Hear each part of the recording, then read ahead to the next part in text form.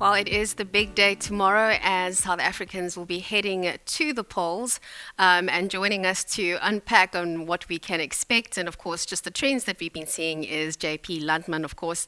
He is a political and economic analyst and he is independent. So we'll certainly be getting some interesting views there. JP, thank you so much for making the time to join us today. It's a very interesting time for us, especially since we head on to the polls tomorrow. Thank you to me. Thank you very much. Yes, I think there's a great expectation in the country around tomorrow and what the results would be and so on, a sense of excitement. And that's nice, yes. Let's talk about just some of the differences that we've seen between, say, 2019 and where we are today in 2024. We've got about 51 parties, if I'm not mistaken, about 3 more than what we had back in 2019. And of course, I think one that made very big headlines was MK or Mkhonto weSizwe. Just the sense from you over the last couple of months, how has this been received? There was always quite a little bit of nervousness around the fact that, we could see this particular party really starting to eat away at, say, the ANC's, voter base, the EFF's voter base. What have you seen over the last couple of months and perhaps maybe your expectations for tomorrow? I think the most noticeable thing to me that we've seen is from January until now is that the emergence of MK has certainly influenced the EFF vote quite substantially.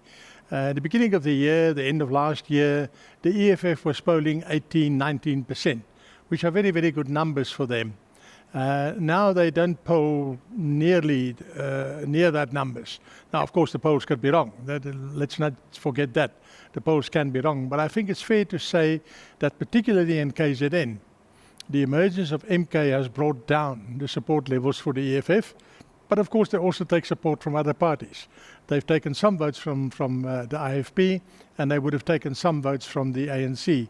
So the result tomorrow in KZN will be a very interesting result. It can have longer-term consequences for the EFF, and who knows, maybe also for the ANC. Maybe just talk us through some of the differences that, ordinary citizens can look forward to tomorrow. We've typically seen about 2 ballot papers that we would see when we go and vote at the national election. This year we are faced with 3 papers. This could be a little bit confusing for some of us. The rationale behind this and perhaps maybe the significance. Yeah, the reason why we've got 3 ballot papers tomorrow is because for the first time now since 1994, there's a provision for independent candidates. Candidates that are not affiliated to any political party to stand as independents. This has been a long battle for the independence lobby. They had to go to the Constitutional Court. They got court rulings in their favor. It was a long political process of rewriting legislation and so on. And so what happens now is that tomorrow you'll get 3 ballot papers. The first one, you can only vote for a political party, one of the 51 parties that you've referred to. And that is for one of 200 seats in Parliament, in the National Assembly. Then you'll get a second ballot paper, which will also have on it political parties, but there will also be the independent candidates that are standing in the 9 provinces. So the second ballot paper will be independents plus parties, and you will have to choose one. And that will make up a second 200 seats in the National Assembly, the total of all those votes. And then the third ballot paper is the old one, which we also had in the past, and that is you vote for a provincial parliament in the province in which you live. And the provincial paper also makes provision for both independents and political parties. So that's the reason for the 3. Now, of course, the interesting thing to me is if you have 3 ballot papers, one is provincial, so there you make your provincial choice, but you've got 2 for the National Assembly, you can play around a little bit. You can say, I want to vote for Party A on the first paper, but on the second paper, I'm going to vote for Party B. And that can give you a slightly different result from just voting for one political party. So it'll be interesting to watch the differences as the results come in between the first and the second ballot paper in respect of each province. JP, another interesting development, I think, in these 2024 elections has been, the word coalition. And I think if what we want to know is how would a presidential election then happen or come through if we didn't see one particular party get 50%. So are you able to, talk us through the various time frames, what the process would be if, in fact, there wasn't a 50% majority by any of the one parties? No, indeed, it's a very interesting point. So the way it works is 14 days after the election has been declared by the IEC, Parliament must meet within 14 days. Now, the election is tomorrow. We will probably have the final results on Saturday evening, Saturday afternoon. That's normally when the voting is completed and all the auditing has been done and so on. So let's say the IEC declares the result on Saturday, 1 June, 3-4 days from now. Then within 14 days from the 1st of June, Parliament must meet and they must elect a president. They must actually elect a speaker and a president. Now, how will the election of the president work? Well, the Constitution is quite clear. You nominate people from the National Assembly, from the 400 newly elected members of the National Assembly. And let's assume, just for the sake of the example, 10 people are nominated from 10 political parties. Then the Constitution is quite clear. You've got to vote. And the candidate that gets the least number of votes fall away. So now you will have 9 left over. Let's assume the 9 stand again. They're all willing to throw their hats into the ring again.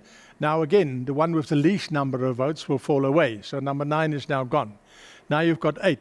And so you will work the numbers down through repeated circles of voting, rounds of voting rather, until you get to 2 candidates. The last 2 candidates, Parliament must then vote on, and the one that gets the majority of votes will become the president.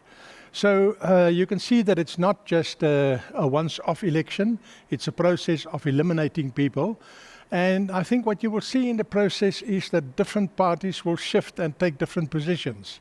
I can, for example, see that, let's say the EFF nominates their leader as a presidential candidate. They will obviously vote for him. If he gets, or when he gets eliminated, then the question is, who will the EFF then vote for? Will they vote for another party? Will they sit it out? Will they not cast a vote? All these are imponderables that will have to play out in the various voting rounds. But in the end, you get to 2 people, and the one that gets the majority of votes is the person that will become the president of South Africa. Now, that president, so elected, will then appoint a cabinet, ministers and deputy ministers. There's no time frame. He can take his time around it. He can take 1 week, 2 weeks, 3 weeks. But eventually he will announce his cabinet, and that will then be the new government of South Africa. Somewhere along the line, somewhere between the election and the new government taking power, there will be an official inauguration of the president. You may remember that in the last election in 2019, the president only finally announced his cabinet after he was inaugurated. He was inaugurated on 25 May in 2019, which was also Africa Day, huge celebrations at Loftus, and then a couple of days later only that he finalized his cabinet. So he's got some flexibility on how long he can take before he appoints cabinet. Until such a time as there are new cabinet members, the existing cabinet members will stay on in an acting capacity. And then as the new cabinet is announced, they will step down and vacate their positions. I hope that answered it. Yes, thanks so much.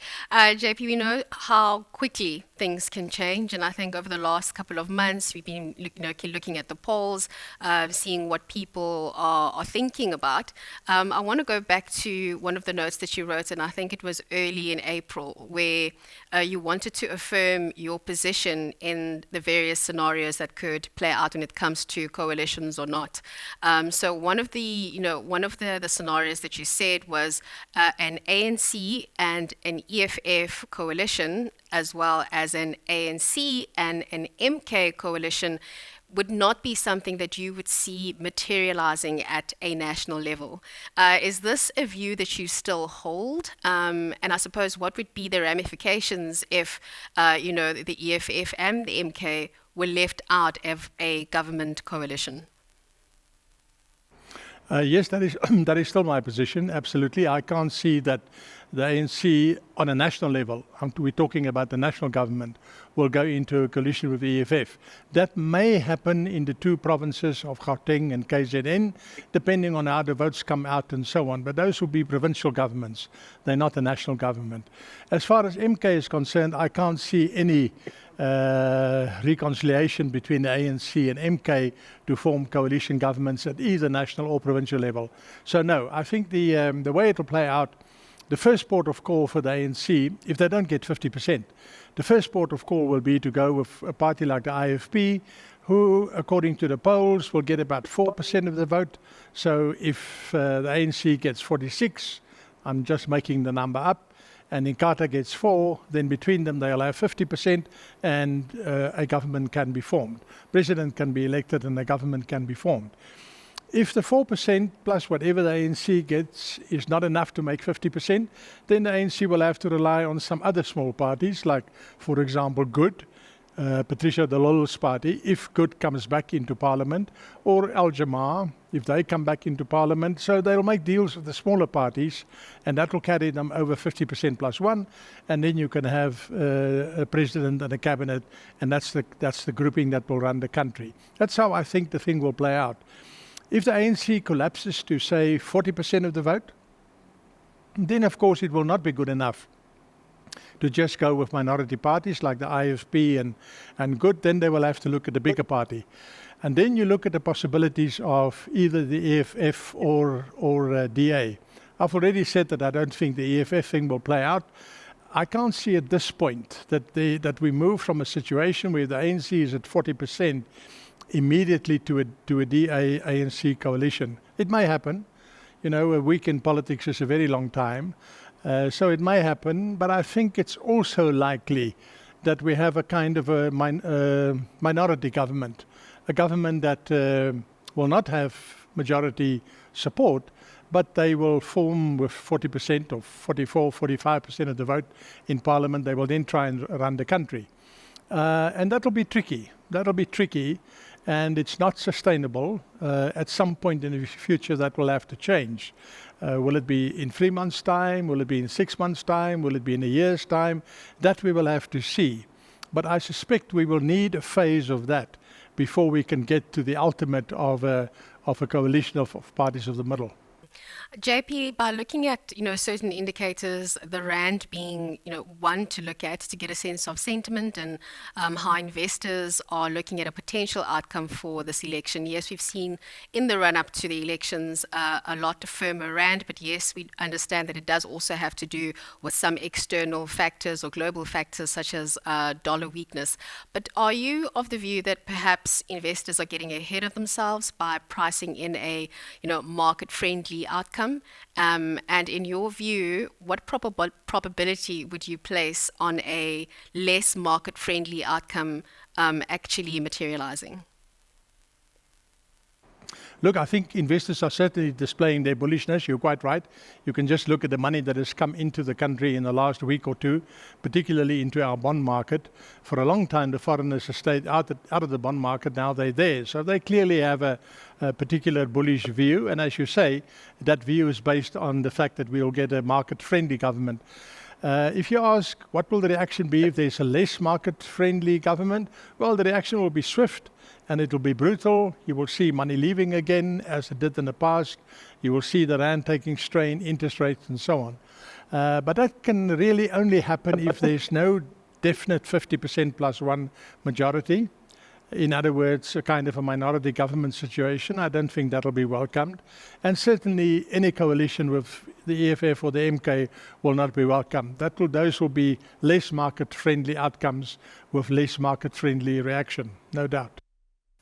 JP, in one of your notes, you mentioned that after the election, and I think, as you said, there'll be a lot of moving parts here, that we could see a reconfiguration of parties with clearer policy demarcation. What exactly do you mean by this? Because I think in your note, you're also alluding to the fact that this could actually be a positive thing that is playing out within the South African political landscape. Yeah, it's a very interesting thing, and we're now getting way ahead of ourselves. This will only happen, months, maybe years after the election. But what I was toying with was the following. If you can get the two parties in the middle of our politics, the bulk of the ANC and the bulk of the DA, and you get them together in one way or another, that will give you a party of the center. People who broadly believe in the same values, people who broadly believe in the same economic and governance approach. We can call that a social democratic approach. Now, in the Anglo-Saxon world, England, UK, United States, we're not used to a social democratic kind of governance. It's not part of their DNA. But in Europe, that's the name of the game. There's virtually not a country in Europe that's not run by a coalition of what you can call the middle. And it's a coalition of what I want to call the Social Democrats, which has run Germany, for example, since the end of the Second World War. And then to the right, you can get people who are much more ideologically free market, who believe in free market principles and the classic liberal ideals that go with that. On the left, we can then have the RET, the Radical Economic Transformation Group. Now, let's not get into a political science argument of whether the EFF is a left-wing party or a fascist party. I think it's unnecessary to have that argument. In the South African context, if you're in favor of nationalization of banks, nationalization of mines, nationalization of land, I think we can call such a party a left-wing party, even if there are fascist tendencies there. And that's the Radical Economic Transformation, the RET grouping. And if they are to the left, and you've got your free marketeer liberals on the right, and you've got your social democrats in the middle, then I think you will have three clearly delineated political positions. And then we can start moving away from the politics of identity to the politics of ideas, to the politics of policy proposals, divided broadly along those three lines. You know, if you look at South Africa and you look at their political history since 1910, this is not a country of liberal politics, has never been. The Afrikaners, for example, who ruled between 1910 and the 1990s, they were never free market liberals. They were social democrats, and they ran the country accordingly. So I think there's huge scope in our political tradition and in the needs of today to focus on that social democracy. And that's where something like NHI, for example, comes in. I think there's a lot to be said for measures like that. The issue of national health or universal health care is not really an issue. Nobody disagrees that should happen. The disagreement comes with the detail. This is the direction you want to go. This is the road you want to travel. What is the detail of that traveling? Do you fly? Do you take a train? Do you take a car? Do you take a bus? If you take a car, is it an expensive car? You know, you get the point I'm trying to make. And I think the detail will now be sorted out over the next couple of years on exactly how NHI will look. And if you have a social democratic government in the middle, it'll become easier to do a pragmatic, flexible NHI around the core principles. I'm so glad you brought that up because you've got about 2 minutes left on the clock. But with regards to NHI, it was brought in 2 weeks before that voters actually head on to the polls. I think your view on the timing of this being signed into law, and again, I think would you say that this is something that would have put the ANC in a good position and would have been able to get a lot more voters in their camp? That's a speculation that people have. I'm a little bit skeptical. I think most people realize this is not going to be a one-night wonder. We won't have a Harry Potter stick that we can tick and there's a new system. I think most people are realistic enough to know that. Will it harm the ANC? No, I don't think it will harm the ANC. Can it help them a bit to mobilize the last few pockets of support? Yes, I think it will help them with that. But I'm not really concerned about the election impact. That'll be whatever it is. I think what is much more interesting is to look at the long-term trend around this. And not this Sunday, but last Sunday, there was an interview in one of the Sunday newspapers with the the Deputy Director General responsible for implementing the NHI, and he made it clear, he made it absolutely clear that in the next 3 years, no patient will be covered or treated under NHI. In 3 years' time, 5 years' time, then the system might be up and running to a point where you can start taking patients. So I think on both the expectation side to me, but also on the fear side, both expectations and fears, we can calm down a bit. The expectations, I think, are running ahead of themselves. The fears are also running ahead of themselves. It will take a long time to build a system. In Vietnam, it took something like 20, 25 years. In Japan, it took something like 15 years. In the UK, it took a long time. It'll take a long time here too. And you can only do it as resources are created by economic growth. That's the way it will play out. In the end, it's about money. The NHI bill on its own means absolutely nothing. It only means something with a money bill. And there isn't a money bill yet. We haven't started talking yet about how much money we'll spend on this. So let's give this thing time to develop. JP, thank you so very much for your insights. As always, you have a way of just unpacking all of these complicated topics and being able to really distill it for us. So thanks for that. That was JP Landman. He is a political and economic analyst. Of course, he is independent, so you were able to hear all of those views. Thank you very much. Thanks, JP.